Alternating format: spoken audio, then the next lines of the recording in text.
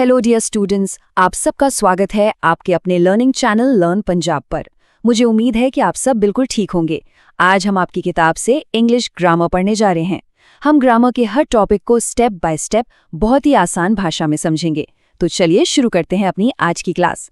आज हम 8th class की इंग्लिश ग्रामर का एक बहुत important topic active and passive voice सीखने वाले हैं। तो चलिए एक नज़र डालते हैं कि आज हम क्या क्या पढ़ने वाले हैं। सबसे पहले हम समझेंगे कि आखिर ये वॉइस होता क्या है। फिर हम सीखेंगे कि एक्टिव से पैसिव वॉइस में कैसे बदलते हैं, उसके रूल्स क्या हैं। उसके बाद हम अलग अलग टेंसेस में जैसे इनडेफिनिट और कॉम्प्लेक्स टेंसेस में इसका इस्तेमाल देखेंगे। बीच में हम एडवर्ब्स को भी थोड़ा समझेंगे और आखिर में सब कुछ एक साथ रिवाइज करेंगे ताकि कोई कंफ्यूजन न रहे। तो चलिए हमारा सबसे पहला सेक्शन, इसमें हम समझेंगे कि वॉइस का मतलब क्या है। कोई भी चीज सीखने से पहले उसकी बुनियाद यानी बेसिक्स को समझना बहुत जरूरी होता है ना? तो आखिर ये वॉइस है क्या? देखिए, बहुत ही आसान शब्दों में वॉइस हमें ये बताता है कि सेंटेंस में जो हमारा सब्जेक्ट है यानी काम करने वाला, वो खुद काम कर रहा है या फिर काम उस पर हो रहा है। बस इतनी सी बात है। वॉइस से पता चलता है कि सब्जेक्ट एक्शन का डूअर है या रिसीवर है। अब देखिए, वॉइस दो तरह की होती है। एक है एक्टिव वॉइस और दूसरी है पैसिव वॉइस। जब सब्जेक्ट खुद एक्शन करता है तो वो एक्टिव वॉइस कहलाता है, और जब सब्जेक्ट पर एक्शन होता है यानी जब फोकस सब्जेक्ट पर किए जा रहे काम पर होता है तो वो पैसिव वॉइस कहलाता है। चलिए एक एग्जाम्पल से समझते हैं। यहाँ देखिए, एक्टिव वॉइस में सेंटेंस है राम ईट्स एन एप्पल। यहाँ काम कौन कर रहा है?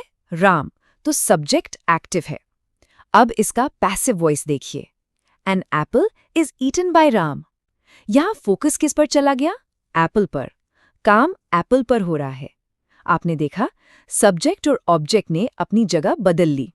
जो ऑब्जेक्ट था एन एप्पल, वो अब सब्जेक्ट बन गया। बहुत अच्छे। अब जब हमें ये पता चल गया है कि वॉइस क्या है, तो अब उसके अगले कदम पर चलते हैं। अब हम सीखेंगे कि एक्टिव वॉइस को पैसिव वॉइस में बदलने के जरूरी नियम यानी इसेंशियल रूल्स क्या हैं। इन्हें बिल्कुल ध्यान से समझना है। ये 5 सबसे जरूरी नियम हैं। पहला, एक्टिव वॉइस का ऑब्जेक्ट पैसिव वॉइस का सब्जेक्ट बन जाता है। दूसरा, एक्टिव वॉइस का सब्जेक्ट पैसिव वॉइस का ऑब्जेक्ट बन जाता है और उसके आगे बाय लगता है। तीसरा, ये बहुत इंपॉर्टेंट है, सेंटेंस का टेंस कभी नहीं बदलता। चौथा, पैसिव वॉइस में हमेशा वर्ब की थर्ड फॉर्म यानी V3 ही आती है। और पांचवा, टेंस के हिसाब से टू बी वर्ब का सही फॉर्म जैसे कि is, am, are, was, were use करना होता है। अच्छा, अब आपके मन में एक सवाल आ रहा होगा कि सिंपल सेंटेंसेस का तो ठीक है, लेकिन अगर सेंटेंस नेगेटिव हो यानी जिसमें नॉट लगा हो, या फिर इंटेरोगेटिव हो यानी सवाल वाला हो, तो उसको कैसे बदलेंगे? तो चिंता मत कीजिए, उसके लिए भी बहुत आसान नियम है। चलिए देखते हैं। देखिए, नेगेटिव सेंटेंसेस में नॉट हमेशा हेल्पिंग वर्ब और मेन वर्ब की थर्ड फॉर्म के बीच में लगेगा। सवाल वाले सेंटेंसेस में अगर सवाल हेल्पिंग वर्ब से शुरू हो रहा है तो पैसिव वॉइस भी हेल्पिंग वर्ब से ही शुरू होगा। अगर सवाल व्हाट, व्हाई जैसे शब्दों से शुरू हो तो वो शुरू में ही रहेंगे। हाँ, एक स्पेशल रूल जरूर याद रखिएगा, अगर हु से सवाल है तो वो बाय हुम में बदल जाता है। तो बच्चों, नियम तो हमने देख लिए, अब उन नियम को प्रैक्टिस करने का समय है। अब हम देखेंगे कि इंडेफिनिट टेंसेस यानी सिंपल प्रेजेंट, सिंपल पास्ट और सिंपल फ्यूचर में इन रूल्स का इस्तेमाल कैसे होता है। सबसे पहले बात करते हैं सिंपल प्रेजेंट टेंस की। इसका रूल है इज, एम या आर के साथ वर्ब की थर्ड फॉर्म। अब एग्जाम्पल देखिए, एक्टिव है मोहन सिंग्स अ सॉन्ग। चलिए रूल्स लगाते हैं। ऑब्जेक्ट अ सॉन्ग को सब्जेक्ट बनाया। अ सॉन्ग सिंगुलर है तो इज लगेगा। सिंग की थर्ड फॉर्म होती है संग, और सब्जेक्ट मोहन से पहले बाय लगा दिया। तो क्या बना? A song is sung by Mohan. Simple. चलिए बच्चों, अब हम मिलकर एक्टिविटी 6 को सॉल्व करते हैं। पहला सेंटेंस है हरीश प्लेज क्रिकेट। सोचिए, ऑब्जेक्ट क्या है? क्रिकेट, तो क्रिकेट आगे आएगा। क्रिकेट सिंगुलर है तो इज लगेगा, प्ले की थर्ड फॉर्म प्लेड और हरीश से पहले बाय, तो जवाब हुआ cricket is played by Harish. अब दूसरा देखते हैं, she does not fly kites. ये नेगेटिव है। ऑब्जेक्ट काइट्स प्लूरल है तो आर नॉट आएगा। फ्लाई की थर्ड फॉर्म फ्लोन, तो पूरा जवाब हुआ kites are not flown by her. अब आते हैं सिंपल पास्ट टेंस पर। रूल बिल्कुल वैसा ही है, बस इज एम आर की जगह वॉज वर आ जाएगा।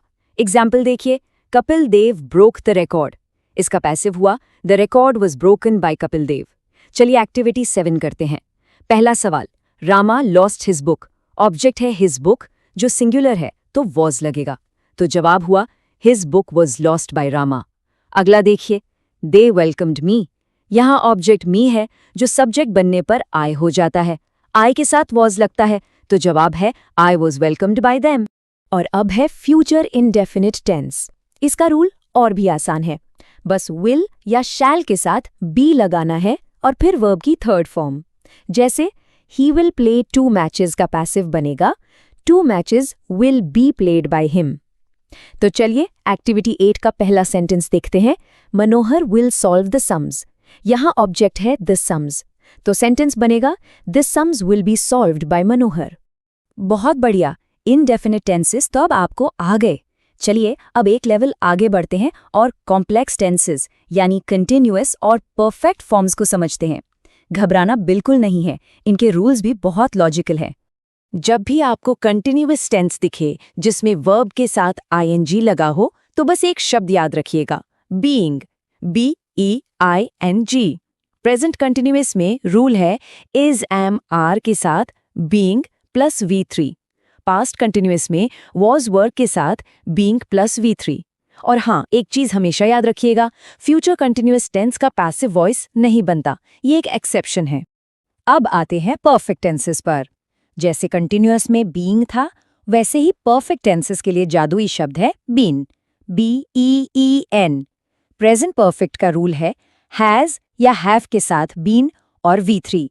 पास्ट परफेक्ट में हैड के साथ बीन और V3, और फ्यूचर परफेक्ट में विल या शैल हैव के साथ बीन और V3। देखा कितना सिंपल पैटर्न है। चलिए अब इनकी भी प्रैक्टिस करते हैं। चलिए अब इनकी एक्टिविटी सॉल्व करते हैं। प्रेजेंट कंटिन्यूअस का एक एग्जाम्पल है the leader is making a speech. यहां बीइंग लगेगा तो बनेगा a speech is being made by the leader. अब प्रेजेंट परफेक्ट का देखते हैं। She has torn my book. यहां बीन लगेगा, my book has been torn bye her. Past perfect का एग्जाम्पल है Abdul had lost his bag. ये बनेगा his bag had been lost by Abdul. और आखिर में future perfect, Radha will have said her prayers. इसका पैसिव होगा हर prayers will have been said bye Radha. बहुत अच्छा कर रहे हैं आप सब। एक्टिव पैसिव वॉइस अब आपकी पकड़ में आ रहा है। चलिए अब इस चैप्टर का एक और हिस्सा देखते हैं, एडवर्ब्स यानी क्रिया विशेषण। ये वो शब्द होते हैं जो वर्ब या एडजेक्टिव के बारे में हमें और जानकारी देते हैं। एडवर्ब बनाने का सबसे आम यानी कॉमन तरीका है एडजेक्टिव के एंड में ली लगा देना। जैसे आप टेबल में देख सकते हैं, स्ट्रॉन्ग बन गया स्ट्रॉन्गली, सिंसियर बन गया सिंसियरली, और हैप्पी बन गया हैप्पीली। देखा कितना आसान है। लेकिन हमेशा लाई से ही काम नहीं चलता। कुछ एडवर्ब्स ऐसे भी हैं जिनका फॉर्म एडजेक्टिव जैसा ही रहता है, जैसे हार्ड या फास्ट। कुछ एडवर्ब्स नाउन से बनते हैं, जैसे टुडे, और कुछ पार्टिसिपल्स से, जैसे नोइंगली। ये अलग अलग टाइप्स हैं। तो बच्चों, हमने आज काफी कुछ सीख लिया है। चलिए क्लास खत्म करने से पहले एक बार जल्दी से सब कुछ रिवाइज कर लेते हैं। फाइनल रिवीजन से सारे कॉन्सेप्ट्स एकदम पक्के हो जाते हैं। ये टेबल जो आप देख रहे हैं, ये आज की पूरी क्लास का निचोड़ है। यहाँ हर टेंस के लिए एक्टिव से पैसिव बनाने का रूल और एक एग्जाम्पल दिया गया है। आप ध्यान से देखिए। इनडेफिनिट टेंसेज में सिंपल हेल्पिंग वर्ब्स हैं, कंटिन्यूअस टेंसेज में बीइंग जुड़ जाता है और परफेक्ट टेंसेज में बीन जुड़ जाता है। बस इन्हीं कीवर्ड्स को याद रखना है। इस टेबल को आप नोट डाउन कर सकते हैं, ये आपके बहुत काम आएगा। डियर स्टूडेंट्स, आज हमने इस ग्रामर चैप्टर को डिटेल में पढ़ा।